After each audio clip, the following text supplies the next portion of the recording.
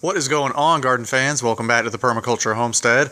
I wanted to continue my series of polycultures and guilds that I stole from Sean at Edible Acres and show you a polyculture and guild that I have growing in my front yard.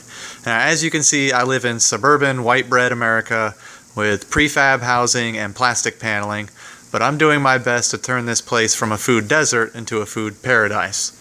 In my front yard, I have blackberries growing over some boxwoods. And these are the wild dewberry, blackberry variety with really sharp prickly thorns.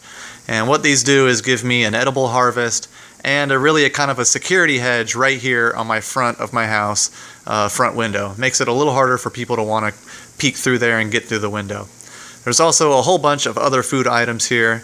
We have an apricot, sweet gem that's 1 year old, a pomegranate that was put in last year, and then we have this nitrogen fixing shrub layer of autumn olive, which I've put all over my yard here last year. And on the back 9, right over the roof, gets a lot of water, is elderberry, this shrub layer. That's going to get really tall and kind of cover up this ugly plastic paneling and give me some sort of edible harvest. I've also got a vining layer here of some passion fruit. Wait, we got a ground cover here too. Here's some oregano.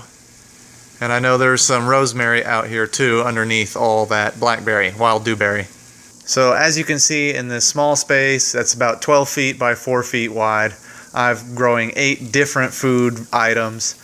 And really this was all put in last year by me, last spring.